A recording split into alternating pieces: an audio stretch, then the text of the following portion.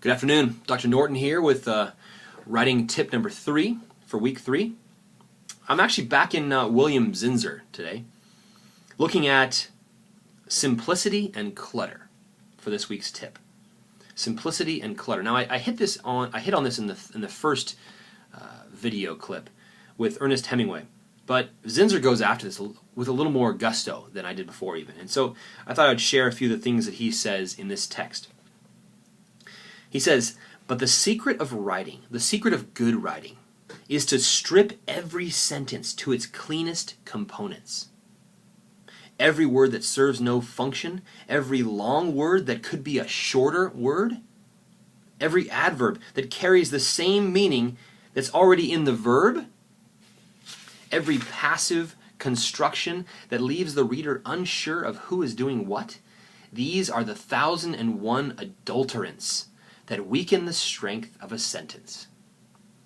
And they usually occur in proportion to the education and rank." Ouch. That last statement is definitely directed toward people like me, professors who tend to write in complicated ways to sound smart. I think that's foolish and prideful and egotistical and of no use, truly, right? So let's review. This is a great passage. How do you strip every sentence to its cleanest components? Well, he goes into this, right? Every word that serves no function. What's that word doing there? When the editor comes in the door, the artist leaves. Bye-bye, artist. Welcome, editor. When the editor walks in the door, he looks at every word. She looks at every word, depending on whether your editor is a female or male. That's you, by the way. You're both editor and artist, right? I'm being silly. Does this word serve a purpose? You know what I like? I love Twitter. I think Twitter is a great invention. I tweet often. I like Twitter because you know what's fun about Twitter? Is the limited word count.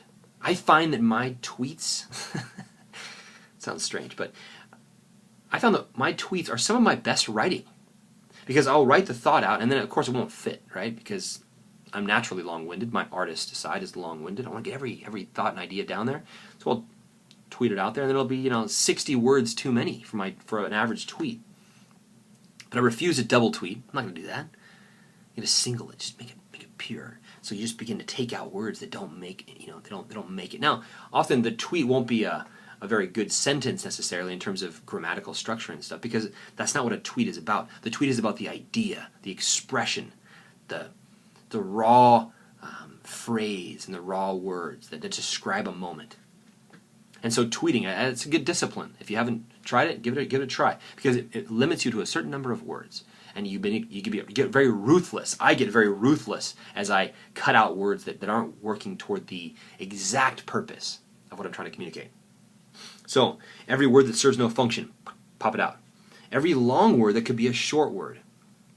And here's a stumbling block for a lot of people. I mean, I remember when I was in high school, we didn't have computers when I was in high school. Isn't that funny? I'm a pretty old guy now. But back then we had books of synonyms, and I would look through books, and try to find a longer word for the word, I don't know, think of a word, friend. What's another word for friend? Associate, accomplice, whatever. I would always look for a bigger word. I always thought early on in my life that a bigger word was a better word. It made you sound smarter, right? No. Actually, it's just the opposite. It makes you sound kind of goofy a lot of times. And it can get in the way of what we're trying to accomplish, which is what? Clear, accurate communication.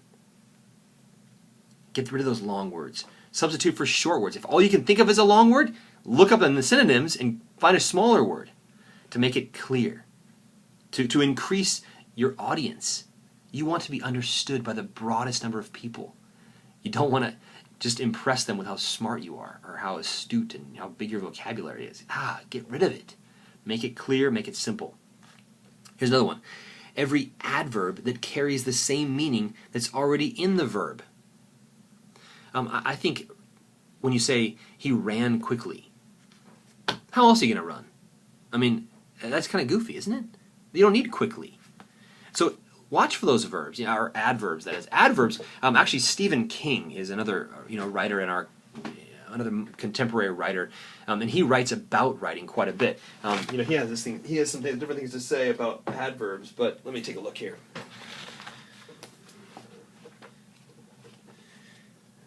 He has always said that the adverb is the enemy. The adverb is the enemy of clarity. He hates, and in this text here, this is called Stephen King on Writing. He says the enemy of clear writing is the adverb. He can't stand them. I think I have it right here.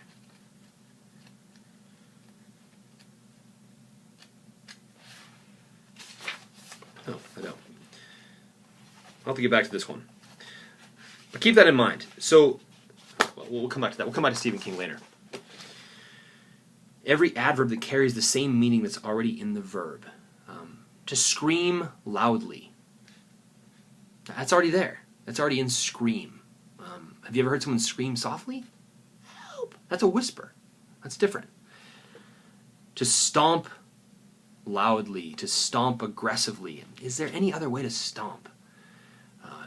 I love the idea of just get it all said in the verb. Get it all said in a good, well-chosen verb.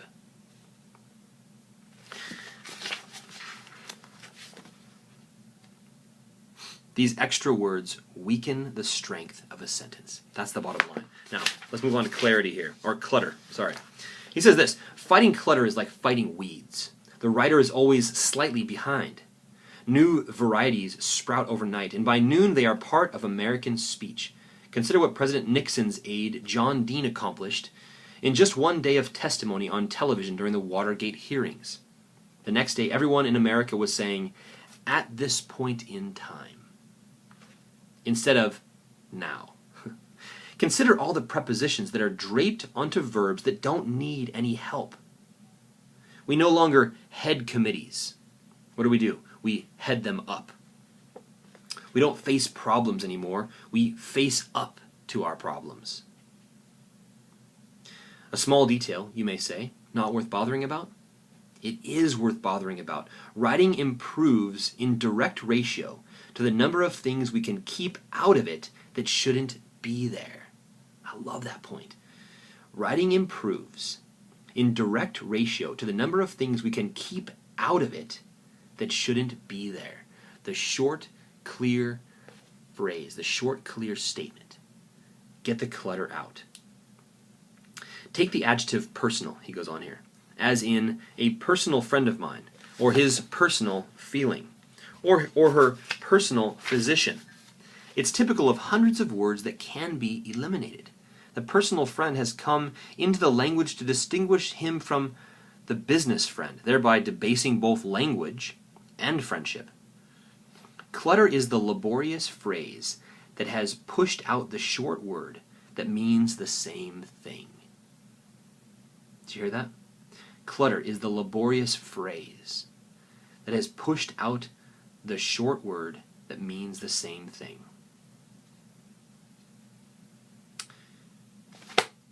Being clutter-free. Be ruthless as you edit your work. Cut out every meaningless word. I dare you to look for any of those ly words. Now, often an ly word is an adverb. That's kind of a simplistic way to go about finding adverbs because not all adverbs end in ly, but many do. I dare you, I challenge you to be ruthless in your hatred of the adverb that just says the exact same thing as the verb. Have a good day.